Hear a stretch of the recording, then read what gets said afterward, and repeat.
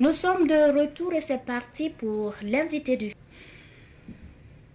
Ce matin, nous recevons Sakinatou Ouedraogo. Elle est la présidente de l'Association de défense des droits des aides ménagères et domestiques, en abrégé ADAD.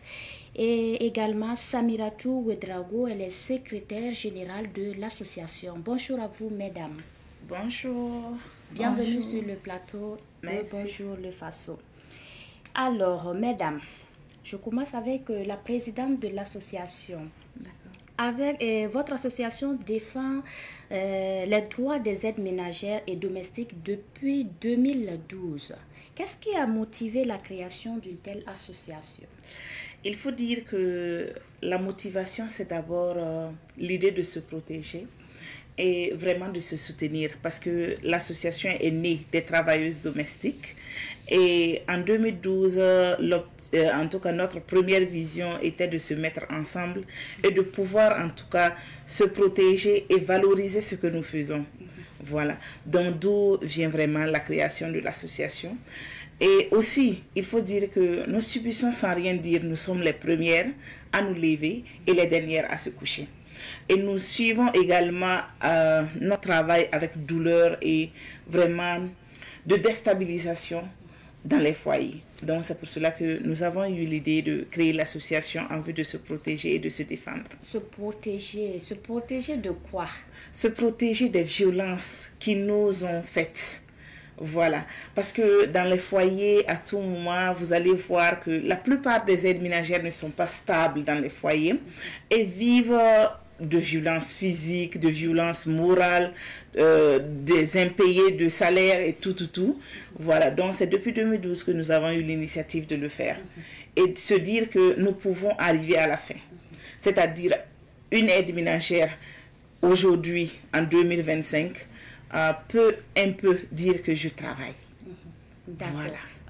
On va revenir. Alors, je reviens à vous, mademoiselle Ouedraogo. Quels sont les objectifs de cette structure?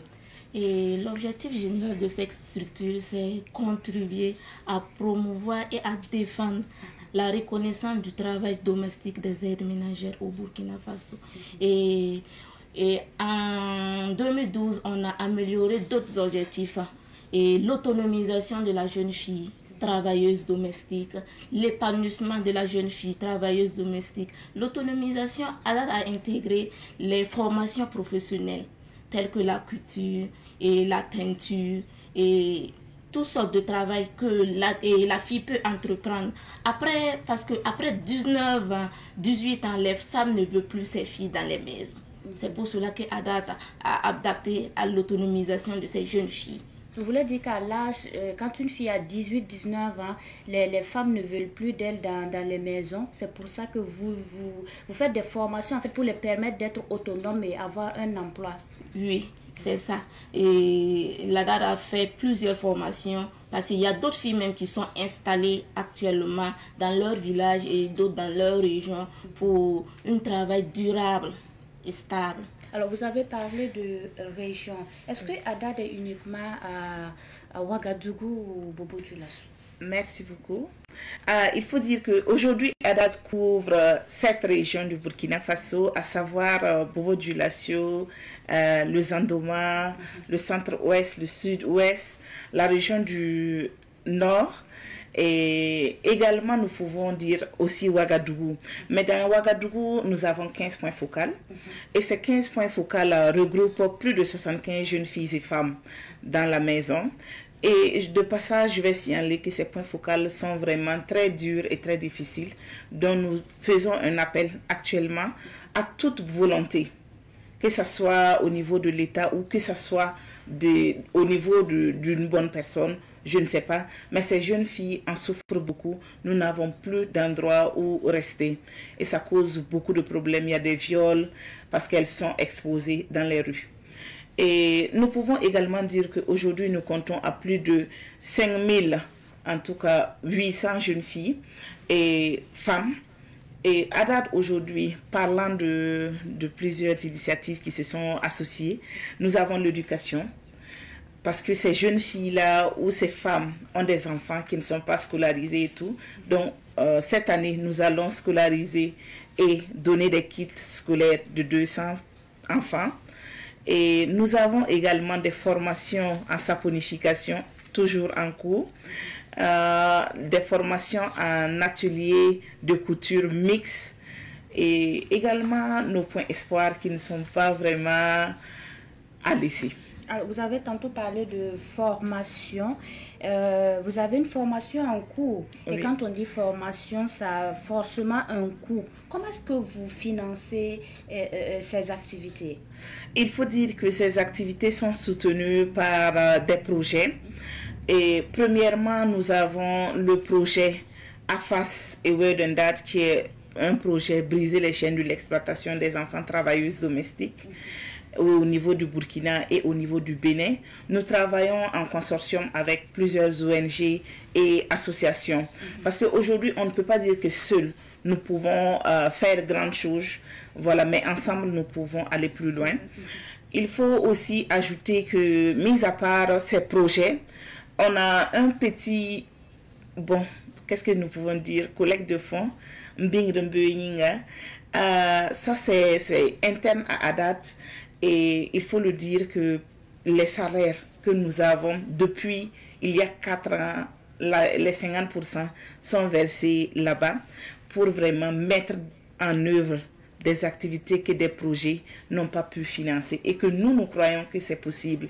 Donc, à travers, en tout cas, ce truc-là, ce fonds-là, nous avons pu aider beaucoup de personnes. Alors, vous avez parlé de salaire. Est-ce que les salaires des aides ménagères sont reversés à votre niveau ou bien comment ça se passe? Merci beaucoup pour la question. Il faut dire qu'aucun salaire n'est versé, aucun salaire des aides ménagères n'est versé au niveau de ADAD. Les paiements se font directement avec les intéressés, avec les filles, et que ce soit en termes de scientifique de contrat, nous sommes là pour assister. Voilà, même pas pour juger les prix. Voilà, c'est les filles qui jugent leurs prix, c'est elles qui savent. Moi, je suis capable de faire ci, je suis capable de faire cela. Donc, c'est à elles de juger les prix et c'est à elles également de prendre leur argent. Mais nous avons notre salaire. Parce que lorsque nous montons des projets, nous avons cette marge-là de mettre des salaires. Et c'est de ce salaire-là que je parle. Ok, d'accord. Ouais. Alors, nous allons revenir à vous. Est-ce que, bon, vous n'êtes pas président, vous êtes la secrétaire générale. Alors, est-ce qu'il arrive que des aides ménagères viennent vous parler des problèmes qu'elles rencontrent dans les ménages? Et on peut dire que c'est le quotidien de ADAD parce que chaque jour, il y a l'écoute, l'accompagnement et même à la justice, ADAD part pour défendre les droits des aides ménagères. Donc, c'est quelque chose qui est fréquent. Oui, c'est le quotidien de ADAD. Ok, d'accord. Mais quelles sont les difficultés dont elle vous parle fréquemment? La plupart des discussions qui sont parlées, il faut dire que c'est les questions de reconnaissance du jour où elle a commencé, ou bien le non-paiement de salaire, ou bien je veux partir et on ne veut pas que je parte. Ou bien encore, nous pouvons parler des violences physiques. Parce que les plus jeunes, les petites qui viennent, 11 ans, 12 ans, elles sont en tout cas confrontées à ces trucs-là. On les frappe. Et celles aussi qui sont grandes, il y a d'autres qui disent que en tout cas, le comportement ne me va plus. Et au lieu de la libérer dans la journée, d'autres disent que notre tempérament, de la manière que ça a été là, il faut que tu quittes, même si c'est la nuit. Nous avons reçu des enfants autour de 22 heures et tout. De passage, je vais remercier les comités d'éveil et d'orientation que nous avons mis en place dans les marchés et gares. Parce que ces comités vraiment nous aident à travailler dans les quartiers, même si on n'est pas. Dans leur quartier de résidence, nous allons prendre genre Yagma, vraiment que je salue de passage M. Bougma, de tout l'effort qu'il fait. Parce que dans le quartier, s'il y a des problèmes, il se charge de nous donner les informations. Et même s'il le faut, il prend de sa moto et son carburant. Parce qu'il n'y a rien sur ça. Et prend l'enfant et vient à date. Et nous faisons la suite. Et ce n'est pas lui seul, tous les acteurs, en tout cas sur le terrain, je vous remercie beaucoup pour tout l'engagement que vous faites pour ces jeunes filles-là. C'est ensemble, comme on le dit, que nous pouvons faire changer les choses. Personne ne peut venir changer quoi que ce soit au Burkina, c'est les Burkinabés qui doivent le faire. Et c'est sur ça. Quand ces femmes, ces filles viennent vous raconter leurs problèmes, les difficultés dans lesquelles elles se trouvent, qu'est-ce que vous faites à votre niveau? Et on peut dire, le premier action que Hadar fait, c'est l'accueil. Il accueille la fille, il héberge la fille. Parce qu'il y a d'autres filles même qui, pour parler là, ça vaut, il peut rester jusqu'à un mois avant de exprimer son problème. En cas de viol là, ça peut atteindre à 1 mois, 2 mois, et puis la fille exprime. Il y a l'hébergement. Et si c'est un cas grave, et la date a des points dans les commissariats comme BNPE du commissariat central, elle peut conduire l'affaire à BNPE. Et il y a d'autres, Ada travaille avec les femmes juristes et quoi. Vas-y. Venempoukoura, d'autres structures, et qui a des cliniques juridiques, qui est capable, même si la fille est touchée et mentalement, on peut la stabiliser avant de poursuivre. Si c'est un cas de non-paiement de salaire, Hadar accompagne la fille pour que son salaire soit reçu totalement. Alors, est-ce que vous avez des endroits où vous hébergez ces filles, ou est-ce que vous travaillez également avec l'action sociale? Oui. Il faut dire à ce niveau que nous saluons d'ailleurs l'action sociale qui ne se fatigue jamais à soutenir ces jeunes filles-là. Et surtout, je dirais que dans les pires moments, ils sont là et ils restent jusqu'à la fin. Nous travaillons avec l'action sociale et nous travaillons également avec d'autres organisations telles que Credo, telles que Lydie, telles que Children Believe, telles que CATS, pour même vulgariser les textes qui existent à la protection des travailleuses domestiques. C'est CATS qui le fait. Et comment faire les dénonciations et tout. Donc pour nous, en tout cas, nous travaillons avec eux et nous pensons que notre collaboration, elle est fructueuse. Voilà. Et en ce qui concerne l'hébergement des filles, quand on fait une dénonciation tard dans la rue, vous récupérez la fille, où est-ce que vous l'amenez? Merci. Il faut dire qu'on a un centre d'écoute, d'éveil et d'orientation. Ce centre-là est à Tenganogo. Et c'est là où nous hébergeons les filles et nous faisons l'écoute, tout le traitement. Voilà. D'accord. Vous avez tantôt également parlé de violence, de difficultés et tout. Pourtant, en ce qui concerne ces travailleurs domestiques, pourtant, vous l'avez dit, elles peuvent être protégées des violences, des abus et autres avec la ratification de la Convention 189. Oui. Alors, quel est votre avis sur ce sujet? Il faut le dire, la Convention 189 de l'OIT vient vraiment pour la protection, la valorisation du travail domestique. Mais nous avons aujourd'hui le BIT, le Bureau international du travail, en collaboration avec notre ministère, qui ont fait un grand travail. Et ce travail-là, c'est à saluer, c'est de passage demander en tout cas la validation, la ratification, que l'État en tout cas signe ces documents afin que ces jeunes filles-là puissent bénéficier de leur travail. Parce que ce sont des travailleurs, quoi que l'on fasse ou quoi que l'on dise, elles sont indispensables. Parce que pour que même les gens partent travailler et rester concentrés sur leur travail, il faut qu'il y ait des gens à la maison pour travailler. Donc pour moi, il faut valoriser ce travail, il faut les mettre dans de bonnes conditions, il faut favoriser ces jeunes filles-là afin qu'elles puissent bénéficier de leur sueur. Voilà. Donc c'est vraiment de signer le projet, en tout cas, de décret fixant les conditions de travail domestique au Burkina Faso. D'accord. Voilà. Mais vous pensez que la ratification de la Convention permettra de tout changer dans ce domaine? il faut dire que la convention, la signature ne peut pas tout changer. Je pense que c'est la mentalité. Il faut travailler avec la mentalité de tout un chacun au Burkina pour qu'on sache d'abord que ce n'est pas le papier qui viendra nous dire qu'il faut se comporter ci, il faut se comporter comme ça, mais c'est d'abord qu'est-ce que je pense envers mon prochain. Si déjà on sait que on ne peut pas prendre un enfant d'autrui et venir exploiter 10 ans, 5 ans, 3 ans ou 2 ans et la dire voilà tiens 100 000. Ou bien et la dire non, depuis que tu es chez moi tu n'as rien fait de bon, quitte de chez moi. Ou tu m'as volé un collier, quitte de chez moi. Déjà si on pense que on peut changer ça, c'est qu'on a gagné. D'accord. Voilà. Alors, parlant des salaires, est-ce que les employeurs respectent le SMIG, salaire minimum interprofessionnel garanti, qui est fixé à 45 000? Est-ce qu'il y a des personnes, des travailleurs ou des aides ménagères qui peuvent toucher quand même ce salaire? On peut dire que plus de 90% des aides ménagères ne peuvent pas atteindre le SMIG. Parce que si on dit SMIG à 45 000 francs, et les aides ménagères ne touchent que 15 000, d'autres, le plus élevé c'est 20 000.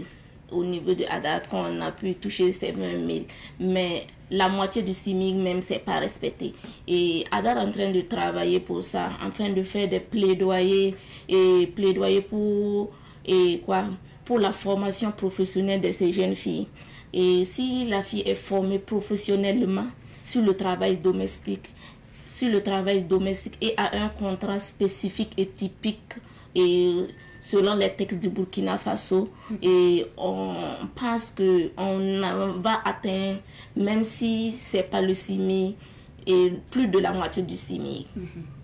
Mais souvent, il y a des problèmes, même si ce n'est pas respecté. Le salaire qui est fixé, l'employeur même refuse par moment de payer ces femmes-là. Qu'est-ce que vous faites à ce niveau, si vous êtes au courant? D'accord, vas-y. Oui, vas-y. Si on est au courant, parce que même, si on dit, parce que la plupart des filles, ce sont des filles de 10 à 15 ans qui sont employés dans les maisons. Et les filles sont quittées directement du village vers ses patronnes. D'autres filles même ne reconnaissent pas leur salaire parce que la patronne dit viens travailler, si c'est bon je vais payer. 3 ans, 4 ans après, la fille dit qu'elle va partir. La fille même ne connaît pas son salaire, mais elle sait qu'elle est venue en temps, elle a duré 4 ans, elle a travaillé 4 ans, mais la patronne refuse parce qu'elle dit qu'elle n'a pas signé de contrat. D'autres même disent la fille est venue à 2 ans ou bien à 1 an, mais presque la fille a travaillé 4 ans. Pour se débarrasser de cette fille-là, ils nient et ne reconnaissent pas la fille même. Et dans ce cas, c'est compliqué. Est-ce que la fille arrive à avoir son argent après ou est-ce que c'est fini? Si la fille est passée par Haddad et avec les procédures, et la fille va avoir son salaire parce qu'il y a les procédures qu'on Haddad fait et elle va récupérer son salaire du jour qu'elle est venue et jusqu'à le temps qu'elle a travaillé chez la patronne. Ça, il faut des témoignages ou il faut dire que d'où vient maintenant l'idée de mettre en place les comités d'éveil et de suivi au niveau des quartiers et au niveau des marchés. Ce sont ces mêmes dames-là qui vont nous dire réellement ce qui se passe. Si la fille était là, parce qu'une fille ne peut pas rester chez quelqu'un 1 année, 2 années sans aller payer, en tout cas des conduits. Voilà. Donc, et pourtant, les comités d'éveil, c'est les femmes qui sont dans les quartiers et qui vendent la plupart devant leur porte des condiments. Et les anciens conseillers et autres. Voilà. Donc, c'est à travers ces personnes-là et l'équipe, en tout cas, de suivi, évaluation de Haddad, qui vraiment travaille pour vraiment amener la patronne même à reconnaître. Souvent, il y a d'autres même qui nous disent que non, moi, je ne la connais pas. Ouais, je ne la connais pas. Voilà. Et là, c'est pas des voisins que nous allons aller et récupérer l'argent. D'autres même lâchent leurs chiens Voilà, d'autres lâchent leurs chiens pour dire que ces chiens-là, lorsqu'on franchit la maison, en tout cas, ils vont nous attaquer. Mais nous avons des techniques, en tout cas, pour pouvoir aller vraiment dans l'amiable et pouvoir, en tout cas, récupérer l'argent de la fille. On dit que souvent, c'est lorsque tous ces problèmes surviennent quand les filles ne sont pas passées par l'association ADAD. Oui. Maintenant, est-ce que vous, au sein de votre association, vous placez des femmes ou des filles dans des domiciles pour travailler? Il faut dire que nous faisons de l'accompagnement surtout parce que déjà nous trouvons des filles qui sont déjà dans des foyers. Comment est-ce que nous allons faire pour en tout cas les accompagner pour que ce soit la fille ou que ce soit la patronne, qu'il n'y ait pas de difficulté. Déjà c'est venir et mettre en place le contrat et la fille signe et la patronne signe. Après cela maintenant nous pouvons envisager de leur demander d'aller, si la fille veut faire 3 ans, au moins d'aller déclarer à la CNSS. Okay. Donc, est-ce que vous faites le tout pour voir s'il y a des aides ménagères un peu partout dans ce quartier, dans l'autre quartier? C'est ce que vous faites? C'est ce que nous faisons. Et nous avons des campagnes de sensibilisation. Des campagnes de sensibilisation dans les quartiers, c'est-à-dire les campagnes porte à porte. Et nous avons également des campagnes de sensibilisation dans les marchés et les gares. Nous avons des campagnes de sensibilisation dans les villages parce que nous travaillons dans les villages pour en tout cas diminuer la venue de ces jeunes filles-là. Et déjà dans les 7 régions, nous allons dans les villages pour vraiment faire ces sensibilisations. Et pas seulement ces sensibilisations, mais nous avons mis depuis l'année surpassée des champs collectifs des femmes et des jeunes filles au niveau des régions, dans les villages là, pour permettre à ce qu'on s'habitue à travailler ensemble et à récolter et enfin, en tout cas, mettre au profit de tous. D'accord. Donc, les images que nous avons là, ce sont des images d'une formation. Exactement. Ok. C'est des formations qui se font au sein de ADAD même, c'est au centre, c'est au siège de ADAD. Voilà. Et ce sont des jeunes filles qui sont venues pratiquement de plusieurs quartiers, de plusieurs régions pour en tout cas repartir et s'exercer.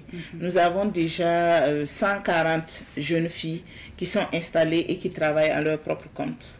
Et ces formations, quand vous faites le bilan de ces activités menées, je peux dire quel est le bilan que vous faites de ces activités-là? De ces activités, nous pouvons dire que nous avons pu toucher plusieurs jeunes filles. Et déjà, à ce jour, ce que nous pouvons noter, il y a 140 jeunes filles qui sont installées et qui sont stables.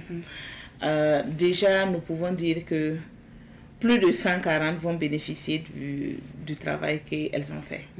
À travers les formations, elles ont pu s'installer et être autonomes. Et être autonomes. Et pas s'installer individuellement. C'est ça aussi le défi. Se mettre en groupe. Voilà. Une personne qui vient, par exemple, du Zandoma, elle est seule et elle part dans son village. Elle se met avec 10 jeunes filles, plus elle qui fera 11. Et elles travaillent ensemble. Donc, elles partagent un peu... Exact, elles partagent et elles se cotisent l'argent pour payer les produits et faire elles-mêmes et vendre elles-mêmes. Toutes les 11 vont vendre et les bénéfices seront posés pour les champs collectifs. Voilà. Ça, c'est super. Alors, est-ce que vous travaillez avec des structures ou agences de placement des domestiques? Il faut dire que... oui, vas-y, Samy, oui. Et il faut dire que ADA travaille avec des... Si on dit structures de placement, et pratiquement ADA ne travaille pas avec des structures de placement. On peut dire les logeurs et les points focaux. Parce que si on dit point focal, c'est là où les filles se regroupent. Plus de 100 filles, 100 et quelques filles peuvent se regrouper là-bas. ADA travaille avec ces filles-là. Et structures de placement, non.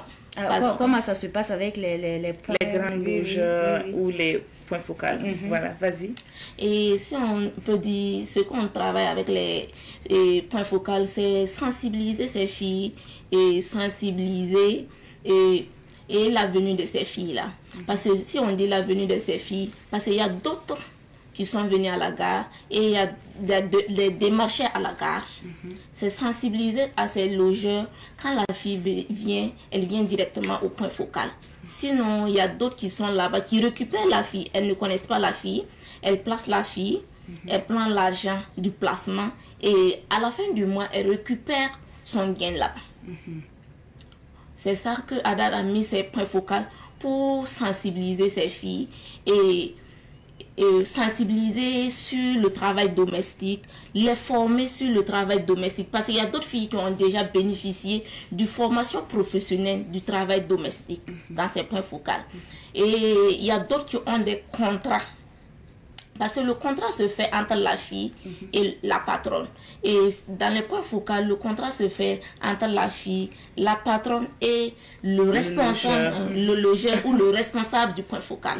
Et Haddad est là pour observer et accompagner. Si la fille est partie pour travailler, Haddad a une équipe de supervision qui part là-bas pour superviser la fille. Si elle n'est pas maltraitée, s'il y a des problèmes, Haddad résout ces problèmes. Si la fille a des difficultés, Haddad même peut récupérer cette fille et venir au chef de Haddad, et la fille va rester quelques jours, et si elle a besoin d'autres formations, Haddad va la former. Si la fille ne peut plus travailler dans les maisons, Haddad essaye de les former dans un métier professionnel.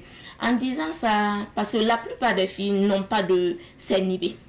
Et cette année, ça a été un grand défi pour Haddad. Et cette année, Haddad a pu faire un grand pas et a fait plus de 113 CNIB pour ses filles. 114 CNIB pour ses filles et plus de 300 actes de naissance pour ses filles. Parce qu'il y avait d'autres qui n'avaient pas même d'acte de naissance. Ah là, c'est comment je vais dire c'est un défi puisque c'est quand même un peu compliqué, les extraits de naissance, ok. Mais vous avez tantôt parlé de sensibilisation. La sensibilisation, c'est pour déjà les filles qui sont dans les domiciles, qui travaillent chez des gens, ou bien ce sont des filles qui viennent et qui doivent aller travailler pour des personnes. Il faut dire que les sensibilisations se portent au niveau de deux endroits.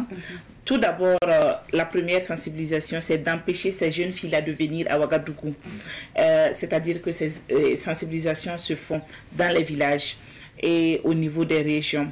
Il faut dire que la deuxième sensibilisation est portée sur même les filles qui travaillent dans les domiciles, pour en tout cas leur montrer déjà le travail domestique, quels sont vraiment les besoins, quels sont les interdits, et aussi en cas de problème, comment est-ce qu'il faut dénoncer. Il y a des numéros verts qui sont vulgarisés, tels que le 17, tel que le 1010, qui est vulgarisé pour permettre à ces jeunes filles-là de pouvoir appeler. Et également le numéro de Haddad, qui est le 74 18 25 12, qui permet à ces jeunes filles-là, en tout cas, de pouvoir, en tout cas, se défendre un peu, ou bien d'alerter, voilà, les personnes compétentes. Donc, en cas de dénonciation, Haddad est là pour mener ses enquêtes et puis suivre le dossier. Oui, il faut dire que nous pouvons mener nos enquêtes et suivre le dossier jusqu'à la fin, jusqu'à en tout cas satisfaction. D'accord. Voilà. Alors, Madame Ouedraogo, est-ce que quelque chose a changé dans le domaine des aides ménagères depuis sa création?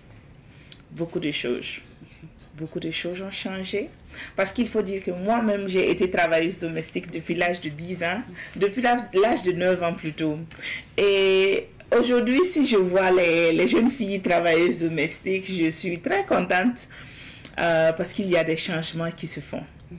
Déjà, je peux dire que le salaire, c'est 15 000 aujourd'hui, c'est 20 000, voilà, 17 500. Oh, pourtant, avant, c'était 7 500. 10 000. Et aujourd'hui, nous sommes à 15 000. Nous allons vers, en tout cas, le changement. Et nous pouvons aussi dire que les dénonciations, les appels. 2015, il n'y avait pas d'appel. C'est quand il y a des situations, on vous appelle, et c'est d'autres personnes qui vous appellent, et vous venez, vous constatez les situations. Si vous demandez même à aller plus loin, on dit non, non, non, il faut laisser. Mais aujourd'hui, s'il y a des problèmes, on dit, il faut aller, il faut faire. Non, non, moi je ne vais pas partir, je ne vais pas aller à la maison, je ne veux pas repartir au village. Donc pour moi, en tout cas, il y a des changements. Mais ce que nous demandons plus, c'est qu'il y ait plus de changements. Avec, en tout cas, nous comptons sur notre gouvernement aujourd'hui qui est regardant, qui aujourd'hui ne laisse rien passer, qu'on ne nous oublie pas, qu'on signe en tout cas ces documents que le BIT a fait. Parce que c'est quelque chose qui va venir mettre en lumière beaucoup de choses, qui va permettre en tout cas aux aides ménagères de pouvoir dire que notre métier aussi existe et mérite toutes les mérites possibles. Voilà. Nous sommes à la fin de cet entretien. Est-ce que vous avez un message à l'endroit de nos téléspectateurs? Nous allons commencer par vous. Oui, vas-y. On peut dire que j'ai un message, parce que le message, ça sera un message très fort, parce que Ada est en train de faire un argumentaire pour un plaidoyer et auprès de la maison de l'entreprise qui est en cours. Et en même temps, je lance l'appel, si la maison de l'entreprise nous voit sur la télé, si on vient là-bas, il n'a qu'à favoriser les choses pour que ça y avance. Parce que cet argumentaire, c'est pour plaider auprès de la maison de l'entreprise pour une formation professionnelle de ces filles-là. Merci, Madame Hidalgo. Merci beaucoup pour ces fins. Voilà, c'est de dire merci à tous nos téléspectateurs. Merci à Savane FM qui ne se fatigue jamais à nous accompagner s'il le faut et à mettre en lumière notre voix. La voix des sans-voix, la voix de celles-là qui ne peuvent pas parler au milieu de d'autres. Merci beaucoup à la maison. Et je dirais de passage, j'appelle Monsieur le Président, notre capitaine Ibrahim Traoré, le fils digne du Faso. Voilà. Il ne faut pas oublier les travailleuses domestiques. Nous travaillons depuis plusieurs années et nous pensons qu'avec ce régime-là, les travailleuses domestiques auront enfin leur texte bien défini et qui leur donne leur place digne. Merci. Merci à vous, mesdames, d'être passées sur ce plateau. On vous raccompagne avec ceci. Okay.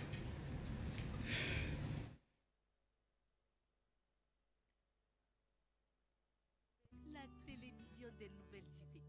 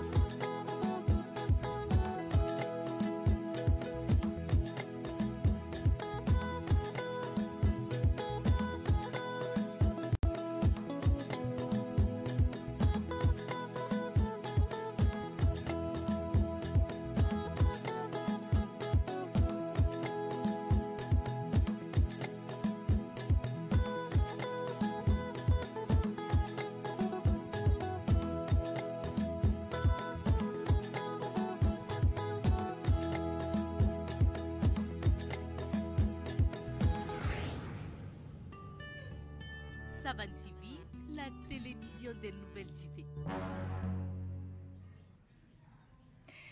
Et puis, c'est la fin de la matinale de ce jeudi sur Savane TV. Merci à vous qui nous avez suivis. On se donne rendez-vous demain pour le dernier numéro de la semaine. Ne manquez surtout pas ce rendez-vous. Prenez soin de vous. Je vous souhaite une excellente journée.